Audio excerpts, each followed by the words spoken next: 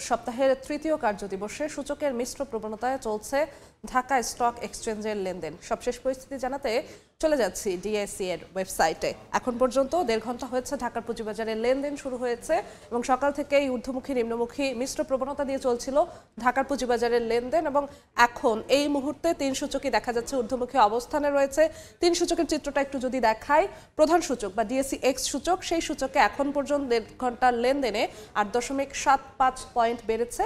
Point বেড়ে এখন প্রধান সূচকের পয়েন্ট রয়েছে 4869.50 পয়েন্ট এবং সরিয়া সূচক বা ডিএসই এস সূচক সেখানেও পয়েন্ট বৃদ্ধির দিকে আছে। পয়েন্ট বেড়েছে 6.54 পয়েন্ট এবং 6.54 পয়েন্ট বেড়ে সরিয়া সূচকের পয়েন্ট এখন রয়েছে 1017.31 পয়েন্ট এবং বাছাইকৃত যে সূচক রয়েছে DS30 সূচক, সেই DS30 সূচকে এখন পর্যন্ত 4.49 পয়েন্ট বেড়ে এখন পয়েন্ট রয়েছে 1914.79 পয়েন্ট। অর্থাৎ 1.5 ঘন্টার লেনদেন পরে এখন দেখা যাচ্ছে এই মুহূর্তে 3 সূচকই কিন্তু ঊর্ধ্বমুখী রয়েছে এবং এখন পর্যন্ত যদি বলি যেসব কোম্পানিগুলো আজকে ঢাকা শেয়ার বাজারে লেনদেনে অংশগ্রহণ করেছে সেসব কোম্পানির শেয়ারগুলোর দামের কথা যদি বলি, 217টি কোম্পানির শেয়ারের দাম কিন্তু বেড়েছে এবং 88টি কোম্পানির শেয়ারের দাম কমেছে এবং 73টি কোম্পানির শেয়ারের দাম অপরিবর্তিত রয়েছে।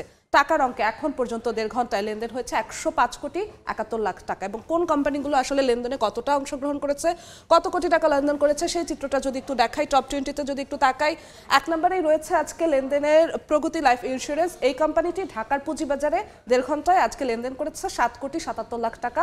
এই কোম্পানিটির একটি শেয়ারের দাম এই মুহূর্তে বিক্রি হচ্ছে 183 টাকা করে এবং 2 নম্বরে রয়েছে সামিট অ্যালায়েন্স। সামিট অ্যালায়েন্স এখন পর্যন্ত ঢাকার পুঁজিবাজারে 5.82 লাখ টাকা লেনদেন করেছে এবং এই কোম্পানিটির একটি শেয়ারের দাম এখন বিক্রি হচ্ছে 46 টাকা 90 পয়সায় এবং 3 নম্বরে রয়েছে রানার অটো। রানার অটো ঢাকার পুঁজিবাজারে এই 1.5 ঘন্টায় আজকে লেনদেন করেছে 4.77 লাখ টাকা এবং এই কোম্পানিটির একটি শেয়ারের দাম এখন পর্যন্ত 40 টাকা 60 পয়সায় কিন্তু বিক্রি হচ্ছে। এখন পর্যন্ত আমরা যেমনটা দেখছিলাম যে 3 সূচক এই মুহূর্তে 1.5 ঘন্টা লেনদেনের পর ঊর্ধ্বমুখী প্রবণতায় রয়েছে এবং লেনদেন হয়েছে 105 কোটির বেশি। এই ছিল ডিএসই এর সবশেষ আপডেট।